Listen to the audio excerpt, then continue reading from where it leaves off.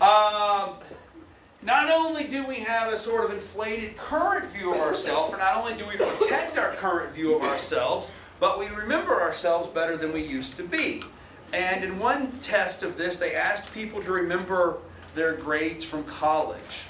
And what they found is that people were more likely to remember the A's they had received than, this is how many they accurately remembered, than any of their other grades. So we selectively edit our histories to make ourselves look better. This is awesome. Let's see, what do you think people do about their futures? Do you think people accurately predict how their future is going to go? No, super over positive. Super over positive, yes. You can ask people how likely you are to experience certain events. So you can go, how likely are you to like your post-graduation job? Oh, I'm definitely likely. Own your own home? Likely. Live past 80? You know, have a mentally gifted kid? You're like, oh, yes, yes, yes. What about bad things happen to you? How likely are you to experience bad stuff in life? Yeah, people... How likely you have your car stolen? Not me. I don't know why this example was picked, but I love it. Have gum problems. I just went to the dentist today, so that one's on my mind. Did y'all's dentist insult y'all when y'all go? Yes. Oh, I can't take that. You need to floss a little more, Miss Williams. Like, shut up. Yeah. You need to floss more. That's rude. That's rude. That makes you not really bad. Yeah, it makes you, yeah. Because your doctors, you confide in them all your personal things, you know. How do you confide things into your dentist? I mean, not your dentist, I'm talking about your doctor in general, you know, so you kind of put them in the same My dentist category. is like, you know. My dentist insults my teeth regularly. It's kind Tell you of... that they're bad. No, I had this one front tooth that no one else... I've even asked all my friends, like, do you notice that one of my teeth is odd? And they're like, no, what are you talking about? I'm like, my dentist, every single time. My dentist tells me I have tiny teeth. Like, that's the first thing he's like, oh, you have such tiny teeth. Tiny teeth. That's awesome. Okay, anyway, gum problems. How likely are you to be fired from your job? Well, not really. Attempt suicide? Not at all. Have a drinking problem? No bad things are going to happen to me. Only good stuff's going to happen. No, I mean, we there's also something called the end of history illusion that plays into this too. We very often acknowledge that we've changed a lot up to this point, but we don't realize how much we're going to change in the future. It's called the end of history illusion. Other stuff here. These tendencies are much more pronounced in Western samples than they are in non-Western samples. Westerners show a lot more of these self-serving biases. Really? Oh, it's pretty bad. I'm going to give you some examples here in a second of some self-serving biases that Western samples tend to show. You know, for example, let's say you fail at a test. Let's say you take a math test and you fail. Westerners are more likely to go, oh, that wasn't important. It's like, okay, interesting. Or you take a class that you didn't do that well in. It's like, well, who cares about whatever? I blame it on you. I'm like, UB has 30% graduation rate, so I mean, you know, this is weird. I don't think it's 30%. It's low. Yeah, it It's like is. between 40, it's between 40, Its 30 transfer and 40. is huge, but its graduation rate is Dropout's like 50%. Well, that's fairly common across many universities, 50%. But 30% graduation rate is awful. It is awful. Or I make myself feel better next year. I see what you see. That's a way you can do it. Like, I may be making, you know, I'm not saying you're making C's, but you can be like, I may be making C's and D's, but you know, I'm still in. You know, I'm still I'm here. surviving, you know. I'm surviving. Unlike, Congratulate. no, but that'd be something you could do, and that would fall into the self-protective bias. Okay. That would fall into this as well. Let me give you some examples. Westerners tend to worry less about inconveniencing others. One of my favorite examples of this comes from hiking, and I love to hike.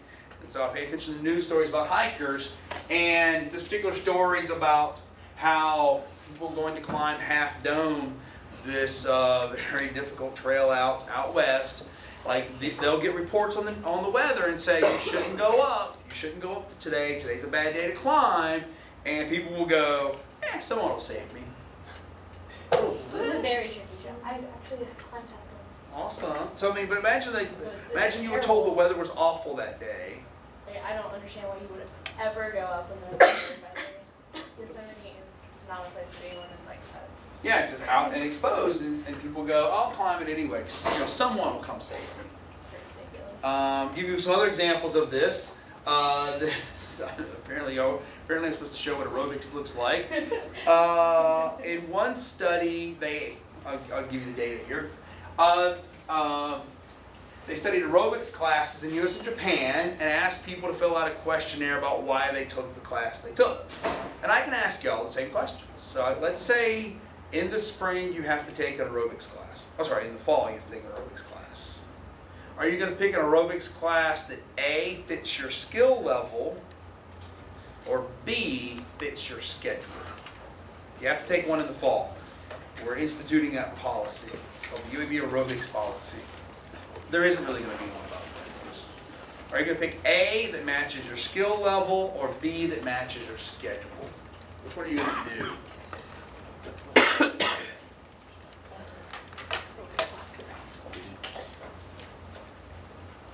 A, skill, B, schedule.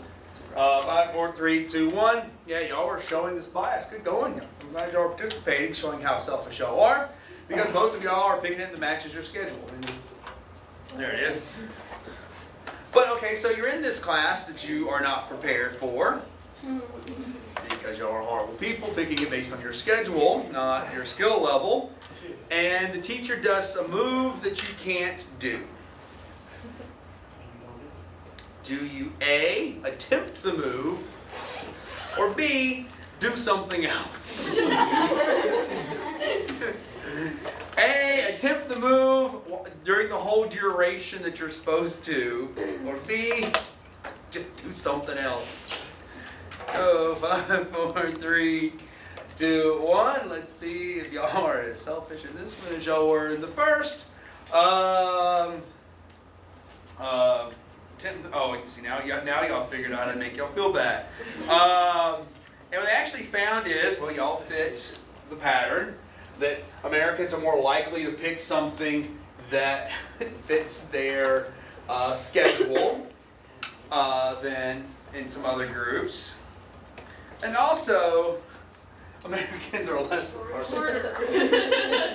likely to go, oh, you know, I'm supposed to be kicking way up here, well, I'll just, you know, mosey down here. Do you understand there's a problem where you're just inconveniencing the other people in the class?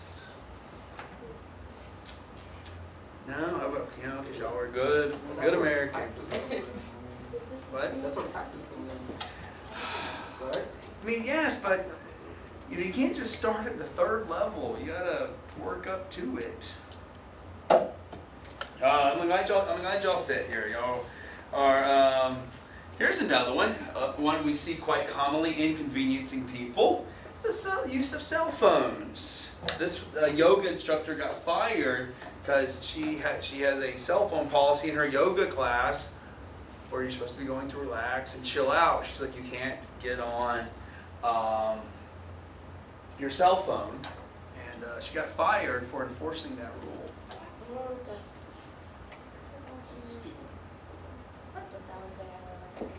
Really, there are much dumber things that I've heard. I'm sure I have. But think about it. Like research suggests that driving while texting is extraordinarily dangerous, and yet what do we do when we're driving and we get a text message? Call would be a great thing, but even calling is dangerous, right? Or we're walking down the street, and I've done this before too. You're walking down the street, you just expect everybody, to move out of the way while you're texting. I mean, it's really. Or I think one of the worst things UAB does is we don't even use crosswalks. We just cross wherever. Yeah, UAB, we just like, oh, this is like a good place to cross. So, in the end, what we have here is ways in which we judge ourselves relative to others. But we also find that one of the things that Westerners do when we're making these judgments is we don't really care as much about inconveniencing people. We're like, well, because think about it. I might go, check my cell phone while I'm driving, but what can I always do to make myself feel better? Everyone does that. Everyone does that. I never had an accident. I don't think so. I had one. Yeah. Any? Or let's even say I did have an accident. What can I still make myself feel good? It was his fault. It was his fault. It was a mild fender bender. I actually did this. I was texting and driving, and I scraped somebody's car with like a '76 Monte Carlo that was like nice. And I was just like, well, he was parked more than 12 inches from the curb. Got away with it because he was 18 inches from the curb. But See, that's why you got in trouble with the other thing, because you used up your karma with the car damage thing. That's why you got in trouble for downloading music. It was karma. Coming back to get you. It was actually before because I was 14. What, why are you driving at 14 for... Oh, the music. I was like, did they even have text messaging 7 years? I guess they did. All right. That's the first part of this. On Wednesday, we're going to start looking at social stratification and how wealth is distributed across society.